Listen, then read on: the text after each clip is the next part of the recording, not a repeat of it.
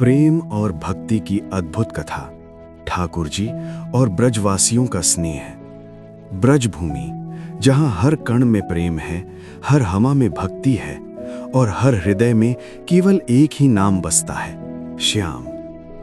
एक दिन की बात है, सुबह का समय था। नंद भवन के आंगन में हल्की हल्की धूप फैल रही थी। गायों की घंटियों की मधुर ध्वनि वातावरण को और भी पवित्र बना रही थी। उसी समय एक गोपी बड़ी विनम्रता के साथ नंद रानी यशोदा के पास आई। उसने हाथ जोड़कर कहा, मैया, आज मेरे घर पूजा है, मुझे थोड़ा गोबर चाहिए। क्या मैं आपकी गायों का गोबर ले जाऊं? यशोदा मैया मुस्कुराई और बोली, अरे, गोबर भी कोई मांगने की चीज है। लोग दूध मांगते हैं, दही मांगते हैं, घी मांगते हैं, और तू गोबर मांगने आई है। अरे, गोबर तो बिना पूछे ले जाना चाहिए। जा, जितना चाहिए ले जा। गोपी प्रसन्न होकर गोबर लेने चली गई। उधर जैसे ही गोपी गोबर लेने लगी, तभी नन्हे कान्हा वहां आ पहुंचे। उनके चेहरे पर बाल सुलभ शरारत और दिव्यता दोनों झलक रही थीं। उन्होंने मैया से पूछा, मैया, ये गोपी गोबर ले जा रही है, आपने इसे रोका क्यों नहीं? यशोदा बोली, अरे लाला, गोबर ले जाने में क्या रोकना? हमारे पास तो लाखों गायें हैं, इतना गोबर है कि पहाड़ बन जाए। तभी कान्हा गंभीर होकर बोले, मैया, आप नहीं जानती गोबर का क्या महत्व है। गौ का अर्थ है गाय और वर का अर्थ है वरदान। ये गोबर कोई साधारण चीज नहीं है, इसमें 33 करोड़ देवताओं का वास है। यहां तक कि माता लक्ष्मी को भी स्थान नहीं मिला तो उन्हें गोबर में स्थान दिया गया। मैया आश्चर्य से सुनती रह गईं। माखन के बदले गोबर का सौदा। कान्हा तुरंत उस गोपी के पास पहुंचे और बोले, अरे रुक जा, तू ये गोबर कहां ले जा रही है? गोपी बोली, मुझे मैया ने अनुमति दी है। कान्हा बोले, मैया ने दे दी, लेकिन मैं गोपाल हूं, बिना मेरी अनुमति कुछ नहीं जा सकता। गोपी हंसकर बोली, तो क्या चाहिए तुम्हें? कान्हा बोले, जितना गोबर ले जाएगी उतना माखन देना पड़ेगा। गोपी मान गई, लेकिन समस्या ये हुई कि कान्हा को गिनती नहीं आती थी।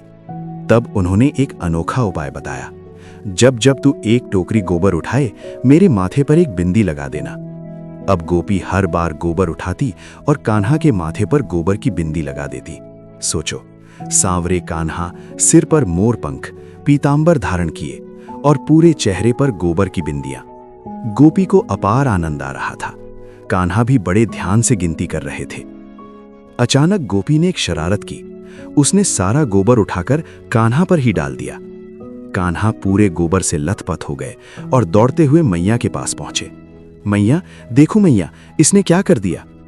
यशोदा हंसते हुए बोली, अरे लाला, तू खेलने गया था या नहाने? लेकिन कान्हा बोले, मैया, ध्यान से साफ करना, मेरी बिंदियां ना मिट जाएं, मुझे माखन लेना है। ये लीला बताती है कि भगवान लोभी नहीं होते, वे केवल प्रेम के भूखे होते हैं। गोवर्धन पूजा की शुरुआत। कुछ समय बाद ब्रज में एक बड़ा आयोजन होने लगा। हर घर में 56 भोग बन रहे थे। कान्हा ने नंद बाबा से पूछा, बाबा, ये किसके लिए है? नंद बाबा बोले, हम इंद्रदेव की पूजा करते हैं ताकि वे वर्षा करें और हमारी फसल अच्छी हो। कान्हा मुस्कुराए और बोले, अगर इंद्र खुश हो गए और वायुदेव नाराज हो गए तो, या सूर्यदेव नाराज हो जाएं तो? सब सोच में पड़ गए। तब कान्हा बोले, जैसे पेड़ की जड़ में पानी डालते हैं तो पूरा पेड़ हरा भरा हो जाता है, वैसे ही सभी देवताओं की जड़ नारायण है और हमारे ब्रज में वही नारायण गोवर्धन पर्वत के रूप में विराजमान है। गोवर्धन पूजा और भगवान का प्रकट होना। सभी ब्रजवासी गोवर्धन पर्वत के पास पहुंचे और 56 भोग सजाया। प्रार्थना करते ही एक अद्भुत चमत्कार हुआ। गोवर्धन पर्वत पर स्वयं भगवान प्रकट हो गए। 4 भुजाओं में वे सभी को भोग स्वीकार करने के लिए बुला रहे थे। ब्रजवासी आनंद से भर उठे, देखो, हमारा देवता प्रकट हो गया। इंद्र का क्रोध और प्रलयकारी वर्षा।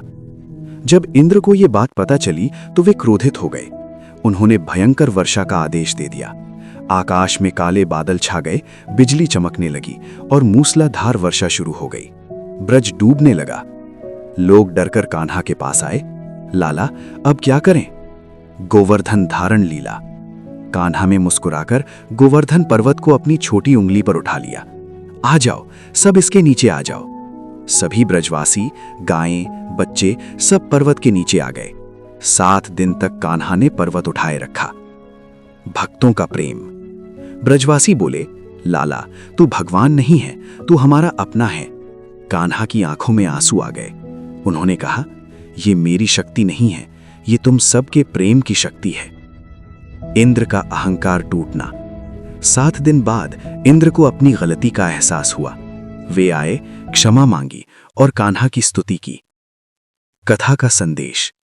ये कथा हमें सिखाती है, भगवान को धन नहीं, प्रेम चाहिए। सच्ची भक्ति सरल हृदय में होती है। अहंकार का अंत निश्चित है और भगवान भक्तों के प्रेम में बंध जाते हैं।